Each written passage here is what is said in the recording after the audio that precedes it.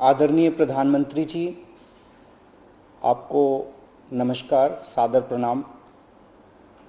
आज मैं बेहद व्यथित हूँ और मैं सीधे आपसे बात करना चाहता हूँ।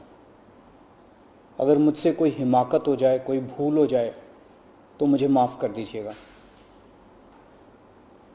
दिल्ली में अगले हफ्ते से घर घर राशन पहुँचाने का काम शुरू होने वाला था। मतलब अब एक गरीब आदमी को राशन की दुकान पे धक्के नहीं खाने पड़ते, बल्कि सरकार बढ़िया तरीके से अच्छे राशन पैक करके उसके घर भिजवाती। सारी तैयारी हो चुकी थी, टेंडर हो चुके थे, सारी तैयारी हो चुकी थी। बस अगले हफ्ते से ये शुरू होने वाला था।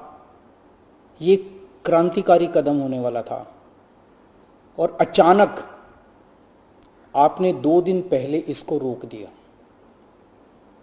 क्यों सर? आपने ऐसा क्यों किया? अगर ये घर घर राशन व्यवस्था लागू हो जाती ना सर, ये राशन माफिया खत्म हो जाता। पर देखिए, ये राशन माफिया कितना ताकतवर निकला। दिल्ली में ये योजना अगले हफ्ते से लागू होने वाली थी और 1 हफ्ता पहले इन्होंने इसको खारिज करवा दिया। आपने ये कह के हमारी स्कीम खारिज की है कि हमने केंद्र सरकार से इसकी अप्रूवल नहीं ली। ये गलत है सर। हमने एक बार नहीं, 5 बार आपकी अप्रूवल ली है। ये रही सारी चिट्ठियां। केंद्र सरकार को हमने इतने सारे खत लिख के बताया कि हम ये योजना दिल्ली में लागू करने जा रहे हैं। कानूनन हमें दिल्ली में यह स्कीम लागू करने के लिए केंद्र सरकार की कोई अप्रूवल लेने की जरूरत नहीं है। कानूनन इस स्कीम को लागू करने के लिए राज्य सरकार पूरी तरह से सक्षम है। लेकिन हम केंद्र सरकार के साथ किसी तरह का कोई विवाद नहीं चाहते थे, इसलिए हमने एक बार नहीं, 5 बार आपका अप्रूवल लिया है सर। मार्च के महीने में हमारी योजना पे आपकी सरकार ने कुछ आपत्तियां लगाई, हमने आपके सारे ऑब्जेक्शन पूरे कर दिए। जैसे हमने इस योजना का नाम मुख्यमंत्री घर घर राशन योजना रखा था। आपने ऑब्जेक्शन लगाया कि हम इस योजना का नाम मुख्यमंत्री के नाम से नहीं रख सकते। हमारा मकसद अपना नाम चमकाने का नहीं था, हमारा एक ही मकसद था, किसी भी तरह से यह स्कीम लागू हो और गरीबों को उनका राशन मिलने लगे। हमने आपकी बात मान ली, हमने स्कीम से नाम ही हटा दिया।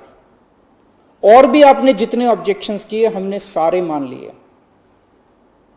इस सब के बावजूद भी आप कहते हो हमने आपकी अप्रूवल नहीं ली। और कैसे अप्रूवल लेते हैं सर? अब और कैसे अप्रूवल लें? इस सब के बाद भी आपने ये स्कीम खारिज कर दी। क्यों सर? लोग पूछ रहे हैं, अगर इस देश में पिज्जा की होम डिलीवरी हो सकती है, बर्गर की होम डिलीवरी हो सकती है, स्मार्टफोन और कपड़ों की भी होम डिलीवरी हो सकती है, तो फिर गरीबों के घरों में राशन की होम डिलीवरी क्यों नहीं होनी चाहिए? अगर आप राशन माफिया के साथ खड़े होंगे सर, तो इस देश के गरीब लोगों के साथ कौन खड़ा होगा? दिल्ली के उन 70 लाख गरीब लोगों का क्या होगा जिनका हर महीने ये राशन माफिया राशन चोरी कर लेता है? ये काम मैं रत्ती भर भी क्रेडिट के लिए नहीं कर रहा। मेरा सिर्फ एक ही मकसद है, किसी भी तरह गरीबों को उनका पूरा राशन मिले। आप प्लीज मुझे ये लागू कर लेने दीजिए, सारा क्रेडिट आपका।